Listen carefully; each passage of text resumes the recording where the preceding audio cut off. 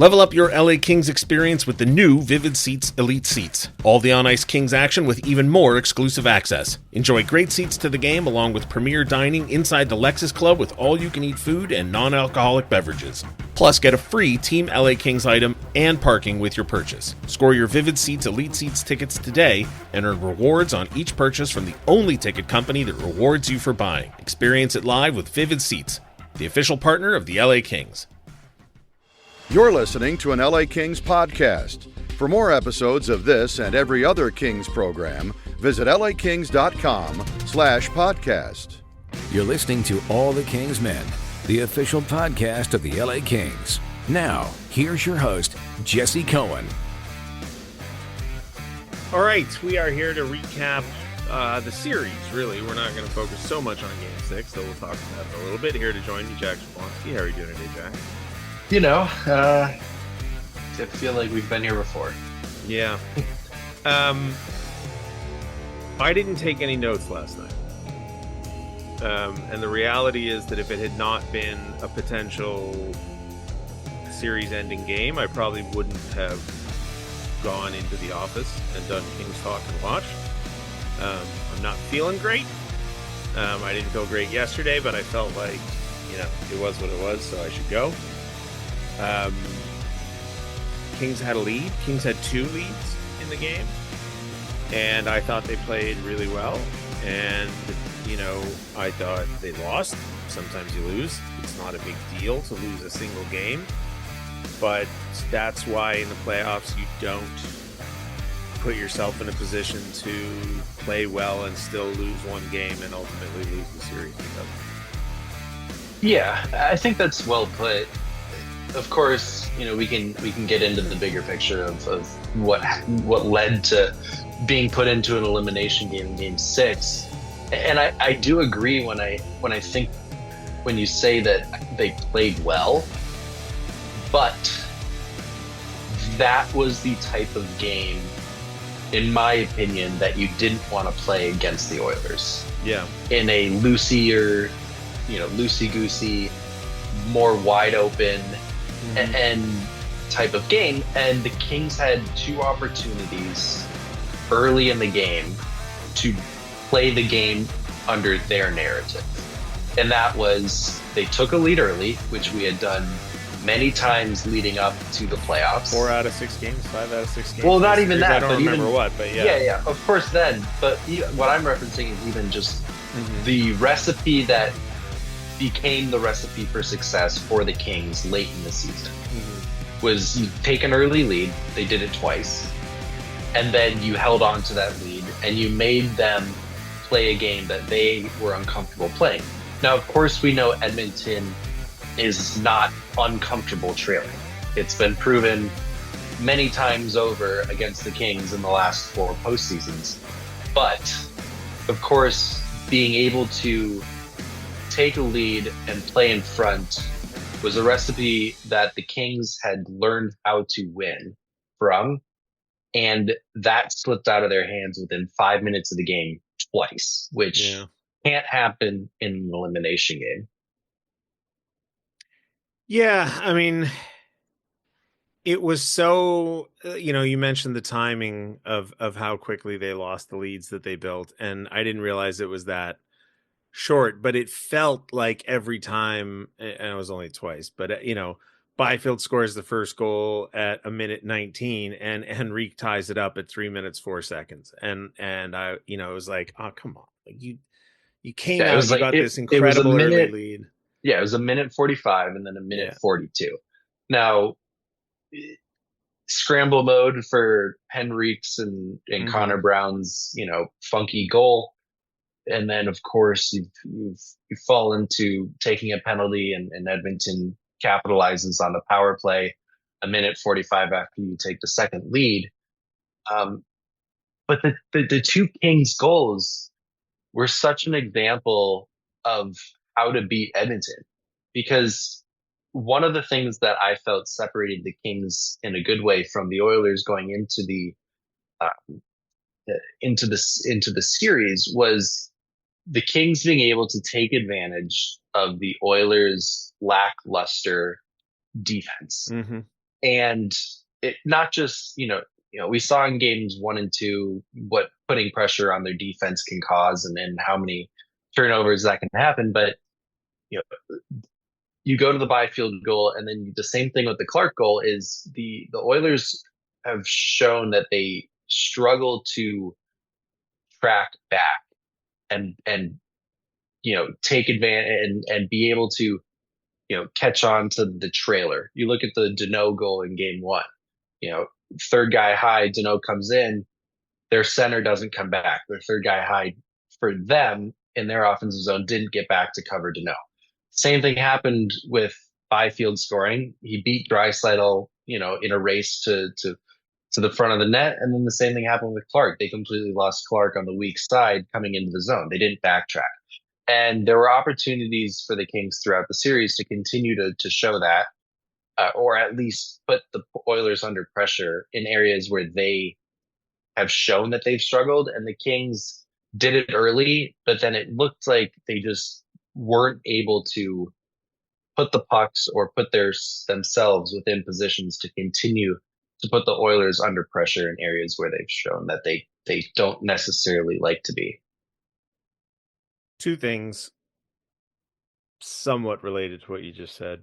The fact that the first two goals came from Byfield and Clark, the two players left over from the highly touted prospect pool, the two players drafted in the top 10. Well, I guess Turcotte was drafted in the top 10, but I just think that was part of the equation. It doesn't have to be, but early, as soon as Clark scored, I was like, oh man, amazing, right? 2-1 lead off of goals, off of the two young pillars that are supposed to be the next generation. Yeah. And great. If they can somehow win game 6 and force game 7 and it comes off of the sticks of the future, not the present, not the past, great. Yeah. Didn't happen. And then also, and this, I don't know how important this is, the fact that it was Pickard and not Skinner. You talk about the it's Oilers salt on the defense. wound, right? Yeah, going into the series, one of the strengths was supposed to be that Edmonton's goaltending and defense wasn't as good as the top of their forward lineup. Correct. Kings chase Skinner in game 2. Yes. And Pickard wins 4 in a row. Yeah. And what's a Pickard? I don't even know the guy's first name off the top of my head. Calvin. Thank you, Calvin. I mean, and no disrespect to him, he played as well as he had to win. Yeah. But if I look at this series and I go, okay, how was it lost? I can't say it was a superhuman effort from Connor McDavid. I can't say it was Leon Draisaitl being a dangerous assassin, although he is. Well, that's what's so disappointing, because you want to be a team that makes a run and that moves forward in the playoffs and can win a Stanley Cup. Is you need to win the games that quote unquote you're may not supposed to win, and that's a game where a goalie can go steal one. Darcy Kemper absolutely stole game 5 until the Kings until they couldn't do lost. anything. But that was the problem, that's a game where if Darcy Kemper is going to give up 2 goals in a game where the expected goals against is 6.7, you have to win that game. Yeah. And then guess what? Calvin Pickard, frankly, wasn't tested in game 5. We know that. But then he was tested in game 6. The Kings had a lot of good opportunities, and Calvin stepped up and made the saves, and that's what hurts, right? Because on paper you go, the Kings have a significant advantage. And credit to Pickard is he stepped up and made those saves, and the Oilers won the game.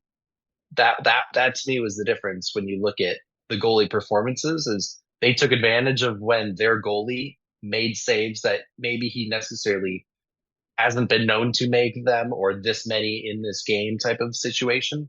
And it's again one of those reasons. I think I go back to a different reason, and that's outside of the net.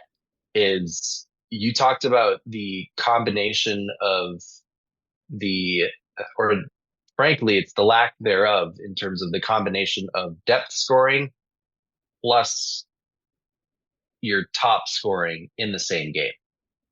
And that was the difference in the latter half of the series.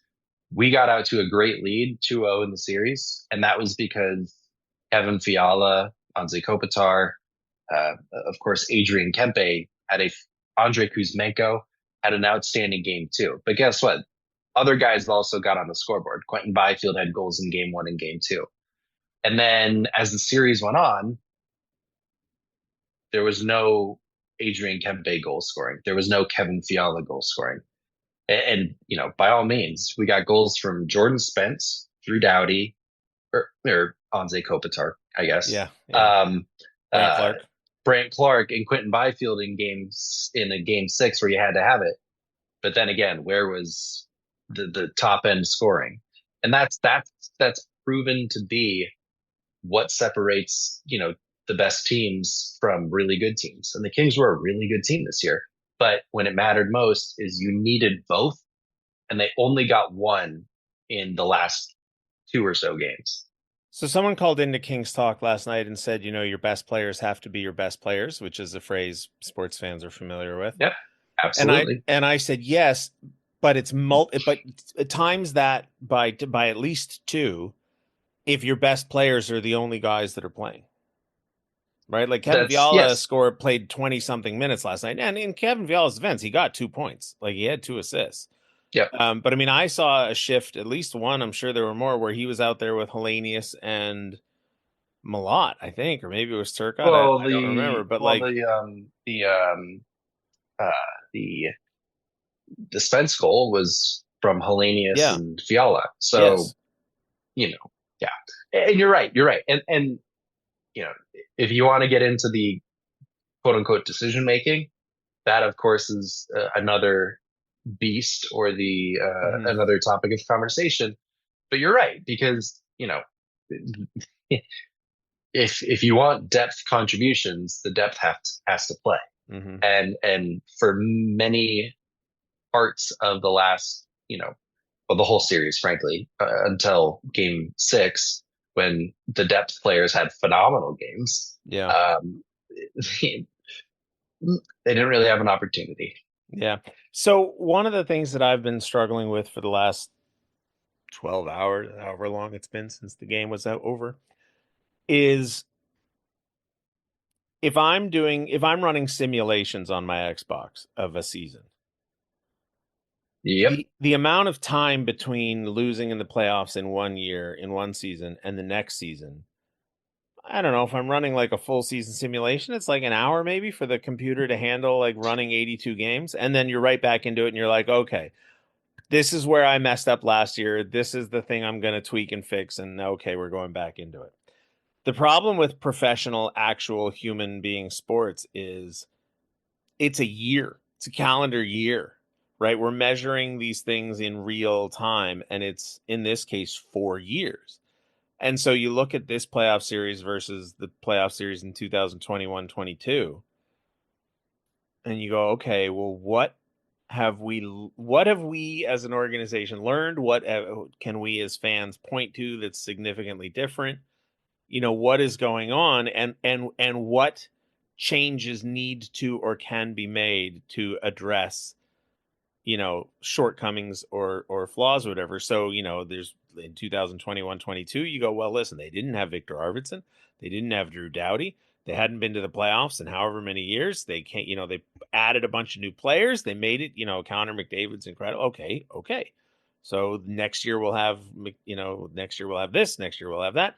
Then you wait an entire calendar year, which to be clear is a long time. Like it's a long time. Thank you for, well, listen, as you get older, it feels like it's less, but then when you're actually having to anyway. Yeah, it's like every calendar, you're like, gosh, it's May already. Right. And yet the next year, like, gosh, it's June already. Yeah. And yet it's a long time. So then the next year happens and the things out, we get to where we are here. And this was the year where it was like, okay, we have learned the lessons of the previous 3 years. Never mind the seasons, but the years. Yeah. And then, game 1, okay, few escaped. Game 2, dominated. Game 3, coulda, shoulda, woulda. Game 4, coulda, shoulda, woulda. Game 5, rent. And then game 6, stuff happens. So as annoyed as people were last year at the phrase "we were right there," and I understand why people were annoyed by it. Here's my great fear, Jack. This year, it's true. I didn't think it was true last year. I think it's true this year. We were right there. Yeah, but you can't say it after this. After saying it last year and after 4 years in a row, people are not interested in "we were right there." No matter how true it may or may not be. There's sometimes you just can't. There's certain things that you just can't lean on. And unfortunately, after 4 years, you just can't lean on "we were right there" because, the real probable answer to what do you do, which is what a lot of people were calling into King's Talk, and I saw a lot of people on Twitter and different places last night. The question is, well, what do we do 4 years in a row? It's only happened once before, I think, in league history that one team has lost to another team 4 years in a row. And, the answer the reasonable, rational answer might be, well, you learn from your mistakes and you run it back. This was a very good team, to your point. Like, regular season, very few notes from me. Half the playoff series, very few notes from me. So I don't know. Yeah, you run it back. The problem is players get older, injuries happen, there's things out of your control. And then at the end of the day, you have a fan base that is not interested, or a portion of the fan base. Some fans will be fine with it. But other fans, and I'm sympathetic to them, are not gonna hear that. They're not gonna be interested in it. And so I don't know, man. I'm sorry. I wish I had notes, but like I said, I'm not having a great week, and this was a tough loss, and I'm sort of at a loss for words, which is rare, I guess. I do agree that we were right there. And I know that that can't be a public even though we're saying it publicly. Yeah, I know. But from my point is, yeah, it's tough to sell to the fan base that guys, I promise we were right there. But I do agree. Like, this was a roster that I felt was built, that going into the series was built to take down Edmonton because of how deep or how confident we thought the coaching staff was in its flexibility because of the depth, being able to run multiple lines and not have to chase a matchup like we may have had to do in the past, to play against McDavid and Draisaitl. But it became evident that the staff was maybe a little less confident in rolling what had been so successful. And again, what had been successful doesn't mean it's always going to be successful against one specific opponent. Just because the Kings were on fire heading into the playoffs and they had a great record, and I think the best record in the NHL since the trade deadline with the addition of Kuzmenko, they played the Oilers twice since then, but neither game was a factor because of the 97 and 29 weren't on the ice. So there was nothing to take from those games, but what you did take from the games was that this is a team that has depth. This is a team that seems to have the coach's confidence in being able to play that depth. That wasn't the case for 5 of the 6 games. And then, not to say it was too late in game 6, because, they had a great impact, but it does, from a fan's perspective, you can be very frustrated that why weren't we doing this in, the first few games? Now, what I will say in Hiller's defense is that every game is its own beast, because of the narrative, the way the game starts, who's playing, when penalties happen. It's easy some games to put your fourth line on the ice. It's very tough to get them on the ice at other times. And then all of a sudden things can snowball and people become non-factors. We've seen that happen throughout the season. Hiller's talked about it in specific personnel situations when players didn't play the last half of the game because of the way it just unfolded. There were opportunities to play the fourth line in game 6, and he did, and they had a really good game. Turcotte had a great jump to his step in game 6. Hellenius obviously picked up an assist, but was was extremely noticeable through physicality, and then of course picking up a helper in the Spence goal. Malott was out there a handful of times where you noticed him as well. So it's very much a bad taste in your mouth when you go, well, they could have been doing this all series. Could they have? You know, of course, when you go back to game one and, they were on the ice for the goal that led to the beginning of the comeback in the third period, that was the unfortunate part that I think made the decision tougher for Hiller to put them back on the ice. Yeah, so I'm gonna cut you off because, unfortunately, you can only, right. The problem with yet another problem with real sports is that it's not a simulation. You can't run it again, right? It happened, and there's no way to go back and go like, well, if this, then maybe that. So you go like, I don't know. All I know is that in a 6-game series, game 5 was the outlier. And yeah, because game 5, they didn't play well by every admission, players, coaches, broadcasters, fans, observers, opposing fans, like, yes, Edmonton played well in game 5, but the Kings did not. And it started right away. And unfortunately at 2-2, when you have home ice, that's still a series that is winnable. But if you lose game 5, then you put yourself in a position for things to go wrong. And, I was watching game 6 last night, obviously, and the referees, there were some calls that didn't get called. And, I thought the puck crossed the line on that play. Where was it? Kulak.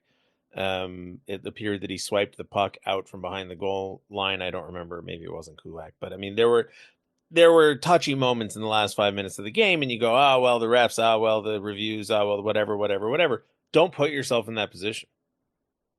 You mentioned that earlier, I think in the previous podcast, but you can't. And Edmonton is a team where I think I mentioned it early in one of the podcasts, it's a team where you just can't play with your food, right? Yeah. And they did that in games 3 and game 4 by allowing Edmonton to just steamroll them in the third period by sitting back, and the players got tired. I think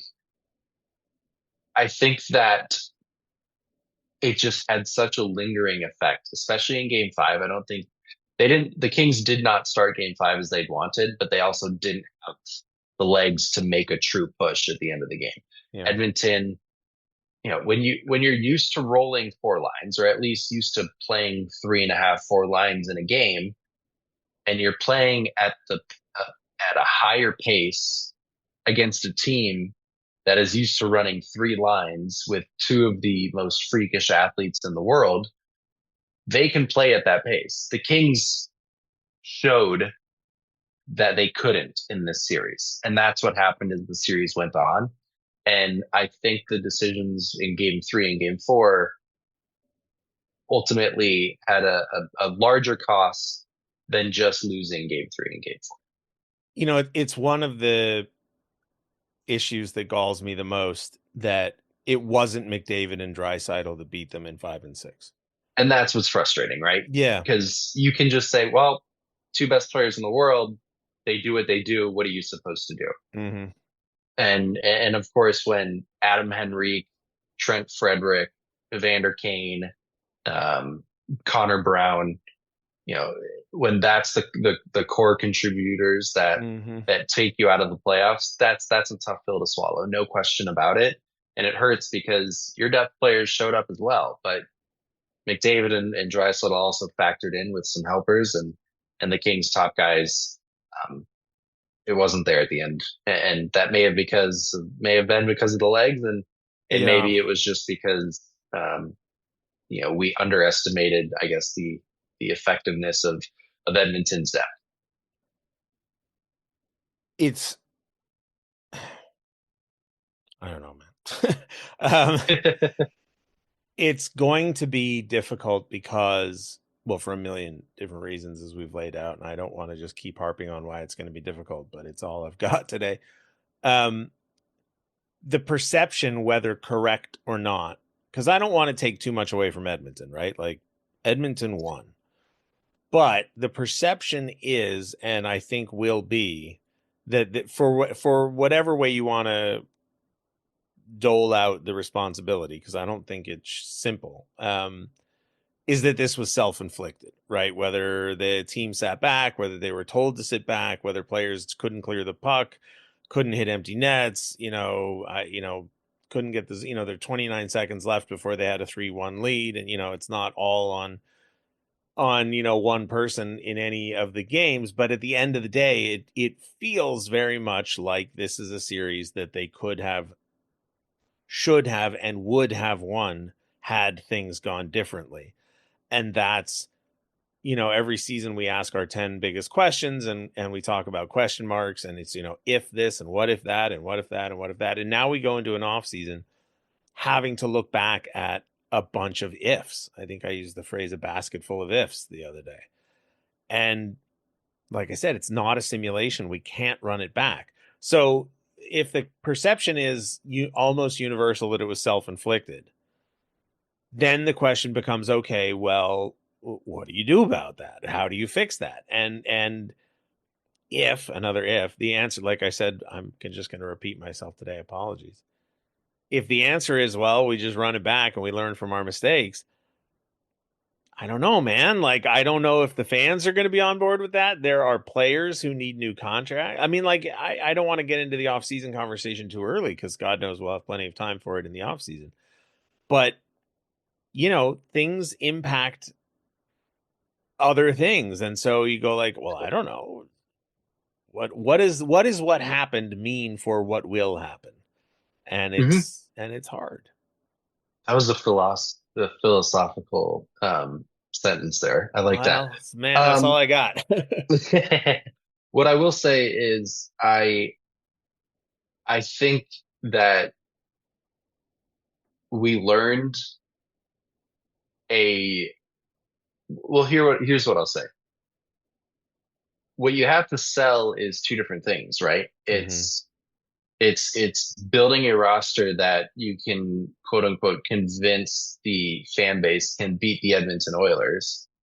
And then you also have to build a roster that you think can make a run to the Stanley Cup Finals, right? It's two different things.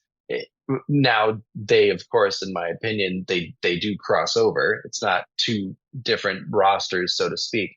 But what I believe is that this was a roster that I felt was built for a run to the playoffs. It had depth. It had depth scoring. It had the super power and the firepower up top, and it had really good goaltending and good defense. So in my opinion, yeah, I think you run much of it back. Now there's contracts that have to be extended or moved on from, and there's free agents that, the scouting department and the analytics department believe can make this team better. Do they try to go make a big splash in the off season in free agency or trade market? Who knows? That's to be determined. We'll get there when we get there. But I do think that this is a roster that is very close to being able to well, it's unfortunate to say, but a roster that was very close and that should have been in a second round of the NHL Stanley Cup final playoffs.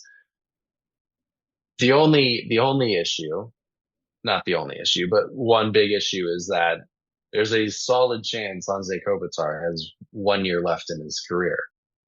I'm not, this is no insider information. Yeah. He's 38 years old. He's got a year left on his contract. He has 1 year left on his contract. How long is he going to be able to do it and do it at this level of play? Yeah. Father time catches up to everyone eventually. It hasn't caught up to him yet. There's been instances where he's had ups and downs, but he's always bounced back, and he had a good series. But, did he, at 38, did he run out of gas playing as many minutes that he did? I'll leave that to everyone else to answer. But well, even if he didn't, because I don't want to pin this on any one person's shoulders.